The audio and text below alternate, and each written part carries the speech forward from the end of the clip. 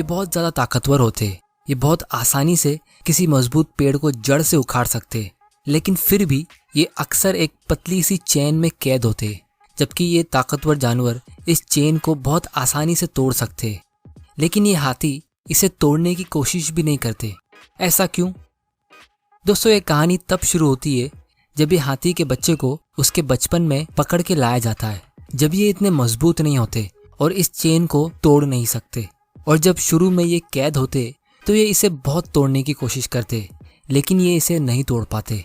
और फिर कुछ ही देर में ये छोटा सा हाथी इस बात को समझ लेता है कि ये इस चेन को नहीं तोड़ सकता। लेकिन फिर कुछ दिनों बाद एक ऐसी चीज़ होती है जिसकी वजह से ये हाथी जिंदगी भर इस चेन में लॉक्ड रहता है। वो ये कि ये हाथी दिल से एक्सेप्ट कर लेता है कि वो इस चेन को कभी तोड़ नहीं सकता। जिस तरह दुनिया के बहुत सारे लोग दिल से एक्सेप्ट कर लेते कि वो कभी सेव करके और इन्वेस्ट करके करोड़पति नहीं बन सकते, लेकिन क्या वो अपनी पूरी ज़िंदगी में कभी भी अमीर नहीं बन सकते? या सिर्फ उस टाइम पे वो फाइनेंशियली वीक है और आगे जाके स्ट्रॉन्ग बन सकते? जब आप यंग होते हो और अपनी लाइफ बिल्कुल 0 रुपीस से स्टार्ट करते हो, तो हो सकता है आप 15 से 20 साल लगा दो या उससे ज़्यादा टाइम बहुत मेहनत करके, सेविंग्स और इन्वेस्टिंग करके अपनी लाइफ का पहला करोड़ जमा करने में। लेकिन उसके बाद का आपकी लाइफ का दूसरा करोड़ रुपया सिर्फ और सिर्फ 3 से 5 साल के अंदर आएगा, बिना आपके कुछ काम किए, बिना उसमें और पैसे ऐड किए। और फिर उसके बाद के 2 और करोड़ उसके अगले 3 से 5 साल के अंदर ऐड हो जाएंगे। मतलब अगर आप अभी अपनी 20s में हो और कोई आपसे ये बात कह दे कि उसने फ्यूचर देखा है और उसने ये देखा है कि आप 50 साल की उम्र में 5 करोड़ की प्रॉपर्टी के मालिक होगे, तो शायद आप खुद भी इस बात का यकीन नहीं कर पाओगे, क्योंकि 40 साल की उम्र तक आप सिर्फ करोड़पति बने हो। 5 करोड़ का टारगेट अभी भी बहुत दूर है, लेकिन करोड़पति बनने के 10 साल में ही आपके 1 करोड़ की वैल्यू 4 से 5 करोड़ रुपयों की होगी। ये सब होगा इस पावर ऑफ कंपाउंडिंग के जरिए, जो आज मैं इस वीडियो में काफ़ी डिटेल में समझाऊंगा। अब दोस्तों, आप में से बहुत लोग पूछोगे कि हम अपनी लाइफ का पहला करोड़ कैसे जमा करें, और मेरे हिसाब से ये बहुत ही इंपॉर्टेंट क्वेश्चन है, क्योंकि मैक्सिमम लोगों के लिए उनकी लाइफ का सबसे पहला करोड़ सबसे मुश्किल होता है। और कुछ लोग अगर इसे जमा भी कर लेते तो वो इसे उतनी स्पीड में ग्रो नहीं कर पाते। तो अगर आप सच में अमीर बनना चाहते हो और जल्दी फाइनेंशियल फ्रीडम हासिल करना चाहते हो, तो दोस्तों इस वीडियो को एंड तक देख लेना बिना स्किप किए, क्योंकि आज मैं कुछ ऐसे ही बहुत ही इंपॉर्टेंट सीक्रेट्स और कॉन्सेप्ट्स शेयर करने वाला हूँ जो वॉरेन बफेट से लेकर दुनिया के सारे सक्सेसफुल लोग अच्छे से समझते, जिसका फायदा उठाकर वो अमीर बनते हैं और हमेशा अमीर रहते हैं। और इसीलिए मैं गारंटीड कह सकता हूँ कि आप भी इस वीडियो के देखने के बाद उतने ही कॉन्फिडेंट हो जाओगे अपनी फाइनेंशियल जर्नी में अमीर बनने के लिए, जितने वॉरेन बफेट थे अपनी यंग एज में।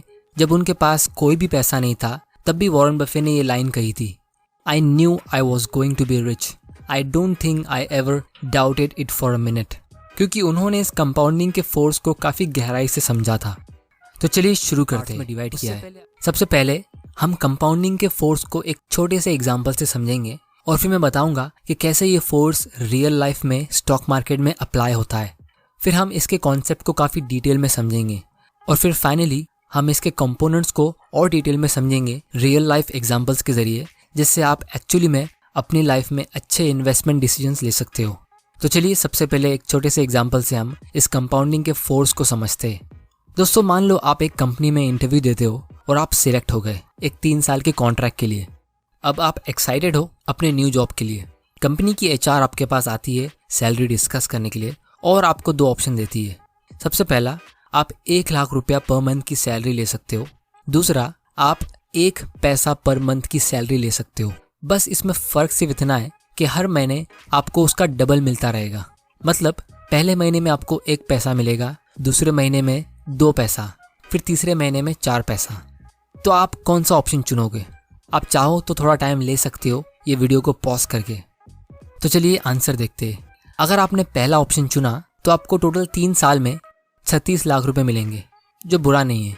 लेकिन अगर आपने दूसरा ऑप्शन चुना होता तो आपको मिलते total 68 crore 71 lakh 94,000 rupees. Result आपके सामने है, क्योंकि मैंने कहा था आपको हर महीने डबल मिलेगा, तो इन सारे अमाउंट की वैल्यू होती है लगभग 68 करोड़। अब दोस्तों क्योंकि यहाँ पे पैसा डबल हो रहा है हर महीने, तो ये 100% का मंथली रिटर्न हुआ, जो रियलिटी में पॉसिबल नहीं है। लेकिन हमें इससे बहुत सारी चीज़ें सीखने मिलती है।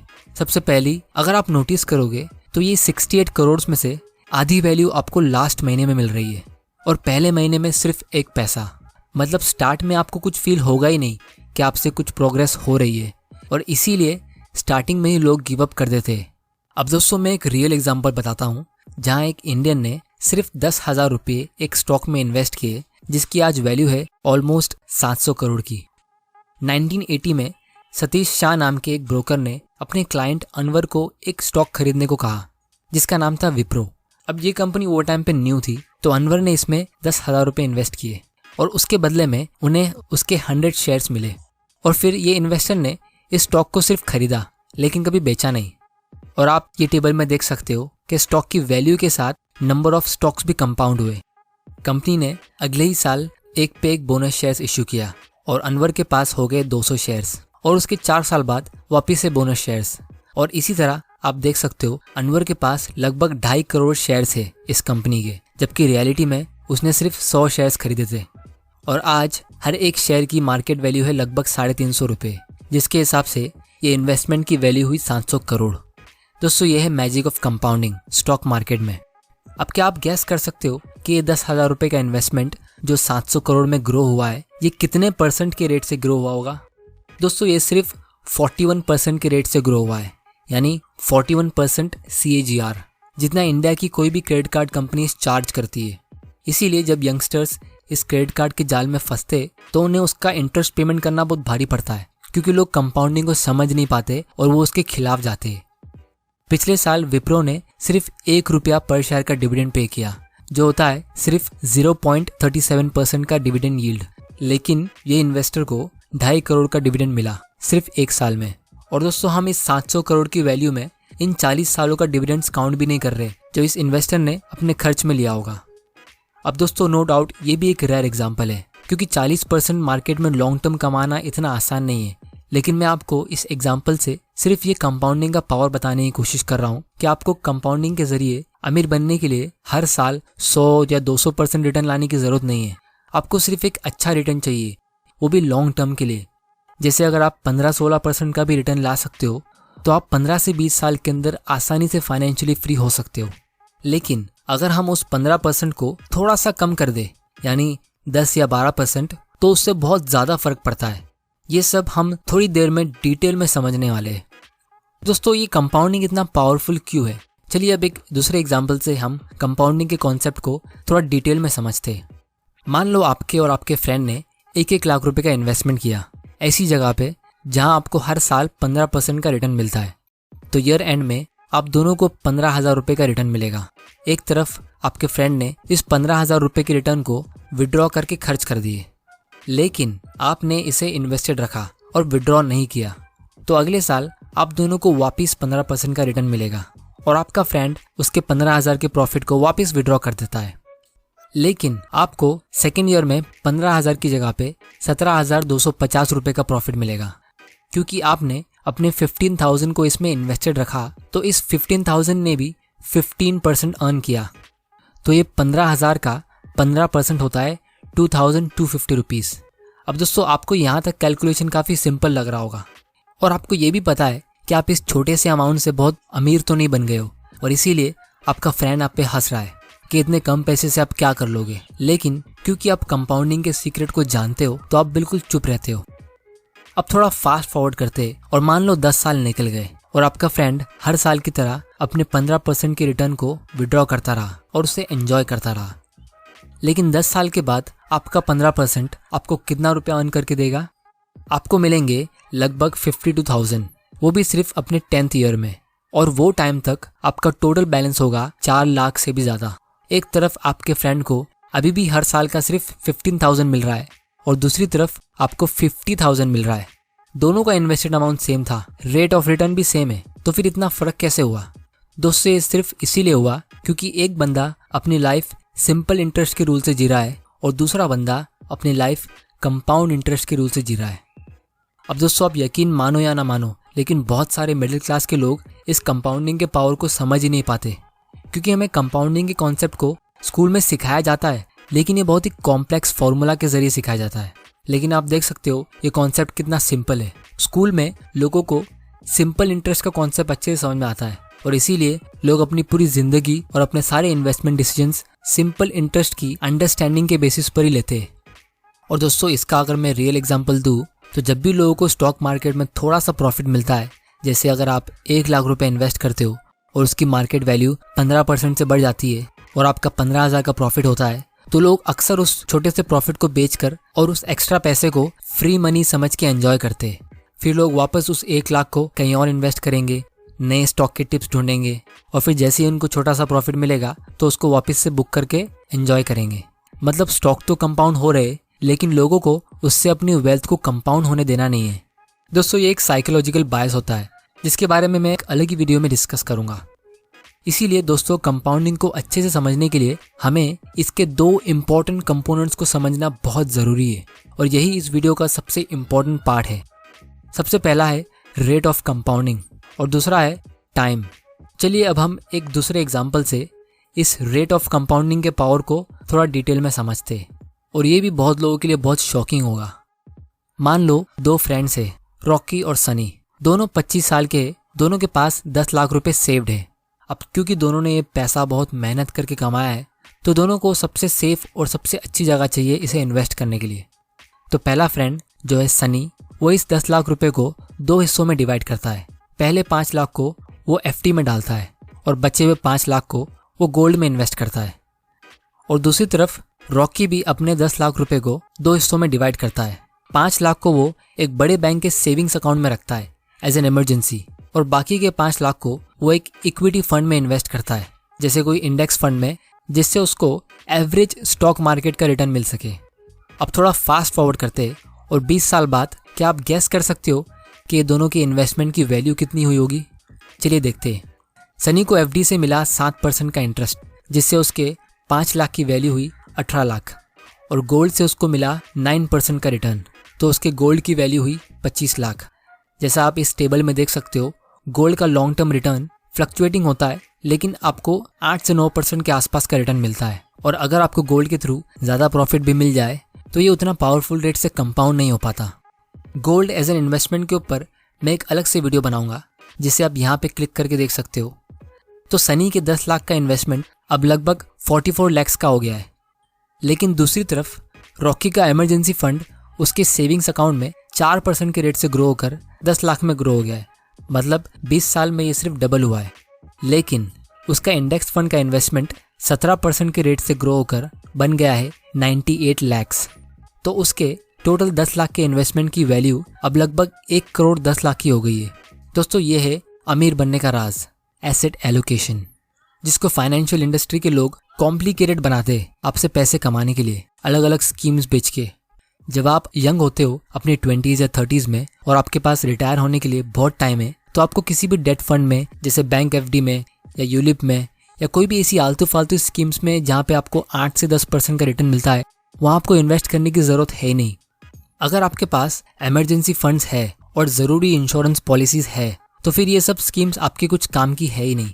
ये सिर्फ आपके रिटर्न्स को कम करती है। जैसे अगर आपको कोई बैंक ऐसी स्कीम देता है जिसमें आपको इंश्योरेंस प्लस इन्वेस्टमेंट प्लस कोई बोनस गिफ्ट मिल रहा है और उसकी वजह से आपका पोर्टफोलियो 8 से 10% के रेट से ग्रो होता है, तो वो आपके रिटर्न को नीचे खींच रहा है। आपको अपने इन्वेस्टमेंट को और इंश्योरेंस को अलग अलग रखना है। और क्योंकि हम बात कर रहे हैं रेट ऑफ कंपाउंडिंग की, तो एक छोटा सा चार्ट मैंने बनाया है, ये भी आप देख लो, जिससे आप क्लियरली देख सकते हो कि आपके रिटर्न में 1 या 2% का डिफरेंस भी अगर होता है तो उससे लॉन्ग टर्म में कितना फर्क पड़ता है। अगर आप किसी म्यूचुअल फंड में 1% की जगह पे 2% फी पे करते हो तो लॉन्ग टर्म में आपका कितना नुकसान होगा। यहाँ पे मैंने ये अज्यूम किया है कि आपने सिर्फ एक बार यानी 1 टाइम 10,000 रुपीज़ का इन्वेस्टमेंट किया है और आपको उसमें 10% का रिटर्न मिला है। तो अगर आप पूरा 10% अर्न करते हो बिना कोई एक्स्ट्रा फीस के, जैसे स्टॉक मार्केट में आपने कोई स्टॉक में इन्वेस्ट किया तो आपको उसमें कोई फीस को पे नहीं करना पड़ा, तो 20 साल में 10,000 रुपीज़ ग्रो होकर 67,000 बनेगा। लेकिन अगर हम किसी म्यूचुअल फंड में इन्वेस्ट करते जिसका एक्सपेंस रेशियो 2.5% का होता है और उस म्यूचुअल फंड ने भी 10% का रिटर्न दिया है, तो हमें सिर्फ 40,000 रुपये मिलेगा। बोलने को तो सिर्फ 2.5% है, लेकिन एक्चुअली में ये ऑलमोस्ट 40% प्रॉफिट आपका खा गई। अब दोस्तों ये तो सिर्फ एक वन टाइम इन्वेस्टमेंट था, वो भी 10,000 रुपीज़ का। लेकिन आप सोच सकते हो अपनी लाइफ टाइम में 1 या 2% की फीस से आप कितना बड़ा लॉस ले सकते हो। और इसीलिए अगर आप किसी अच्छे इन्वेस्टर की एडवाइस लोगे तो आपको इंडेक्स फंड सजेस्ट करेगा जिसका एक्सपेंस रेशियो सबसे कम होता है। फाइनली दोस्तों मैं आपको एक ऐसा एग्जाम्पल दिखाता हूँ जिससे हमें कंपाउंडिंग के इस कंपोनेंट टाइम को अच्छे से समझने मिलेगा। हम वही 2 फ्रेंड्स रॉकी और सनी का एग्जाम्पल लेते। दोनों हर महीने 20,000 रुपये का इन्वेस्टमेंट करते। अब क्योंकि इन दोनों को जल्दी रिटायरमेंट लेना है तो दोनों अपने 40th बर्थडे से पहले रिटायर होना चाहते हैं। बस फर्क सिर्फ इतना है कि रॉकी ने 20 साल की उम्र में इन्वेस्टमेंट शुरू किया और सनी ने 25 साल की उम्र में इन्वेस्टमेंट शुरू किया। मतलब रॉकी ने टोटल 20 साल तक इन्वेस्टमेंट किया और सनी ने 15 साल। तो इन दोनों में सिर्फ 5 साल का डिफरेंस है। बाकी सब चीज़ें सेम है, जैसे इन्वेस्टेड अमाउंट और रेट ऑफ रिटर्न।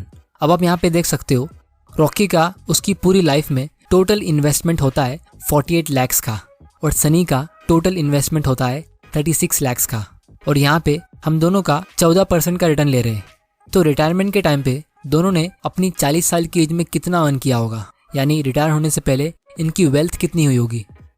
रॉकी के इन्वेस्टमेंट की वैल्यू है लगभग 2.3 करोड़ और सनी के इन्वेस्टमेंट की वैल्यू होती है 1.1 करोड़। दोनों ने लंबे टाइम के लिए इन्वेस्टमेंट किया, एक ने 15 साल और दूसरे ने 20 साल। लेकिन आप डिफरेंस देख सकते हो, सिर्फ 5 साल के डीले का लॉस। रॉकी के पास सनी के मुकाबले डबल पैसा होगा, क्योंकि ये रेट से आपका पैसा हर 5 साल में डबल हो रहा है। तो अगर सनी को रॉकी की जितना पैसा चाहिए तो उसे 5 साल और इन्वेस्टेड रहना पड़ेगा, लेकिन तब तक रॉकी के पास उसका डबल पैसा होगा और इसी तरह रॉकी सनी से हमेशा आगे रहेगा।